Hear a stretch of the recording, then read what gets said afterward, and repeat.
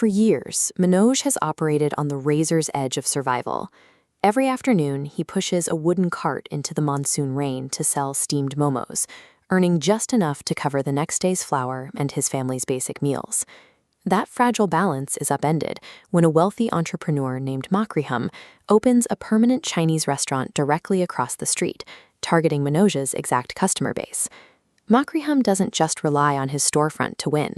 He stands on the sidewalk, intercepting Manoj's regulars and loudly claiming that the street cart's food is seasoned with flies and rainwater.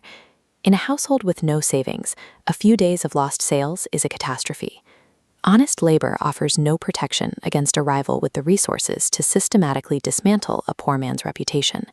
The rivalry escalates from rumors to state-sanctioned violence. Makiram uses his profits to influence the local police, ensuring Manoj's presence on the street is treated as a criminal offense.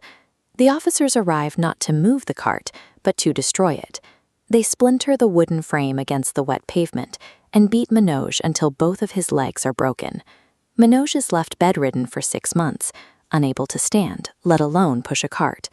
Within days, the family's meager kitchen stores are exhausted, leaving the children with nothing but water for dinner.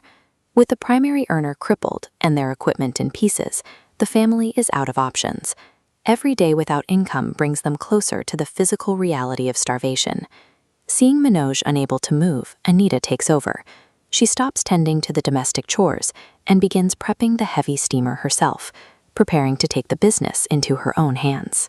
She realizes that the street corner is lost, but the railway station offers a constant flow of hungry travelers who aren't influenced by Makriram's rumors. To buy the first sack of flour and cabbage, her mother-in-law, Vimla, brings out a broken silver anklet she had been saving to repair. It is the last item of value the family owns.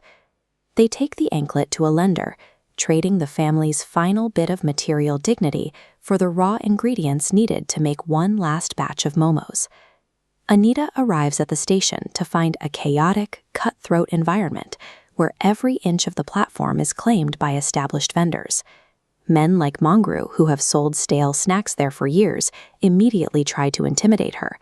They block her path and tell her that a woman has no place selling on their platforms. She pushes past them to the train windows. The passengers can smell the difference. Her momos are steaming and fresh, providing a sharp contrast to the cold, greasy food typically sold at the station. The station master, Shyamlal, watches the confrontation. He tastes the food for himself and, impressed by the quality, warns the other vendors to leave her alone, effectively granting her a permit to stay. The crisis has forced Anita out of the home and into a competitive market, where the recipes she once used for her family have become her only way to keep them alive. Anita returns home after her first successful day, but the victory feels hollow as a torrential storm begins to leak through their rotting roof. As her daughter Anju prepares to eat, a drop of muddy water falls from the ceiling, splashing directly into her small portion of rice. Anita immediately hands over her own plate to the girl.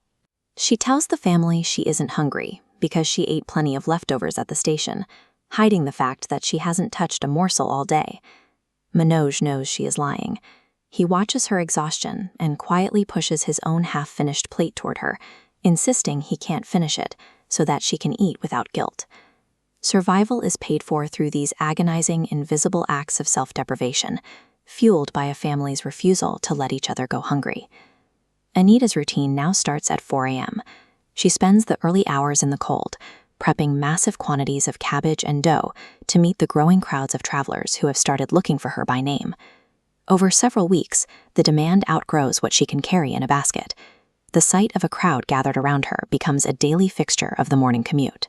Seeing the consistent business she draws, the station master helps her transition from a wandering vendor to a permanent fixture, providing a dedicated corner where she can set up a larger professional steamer. The family is no longer reacting to Makiram's cruelty. They have moved from the brink of starvation to running a stable business that supports the entire household.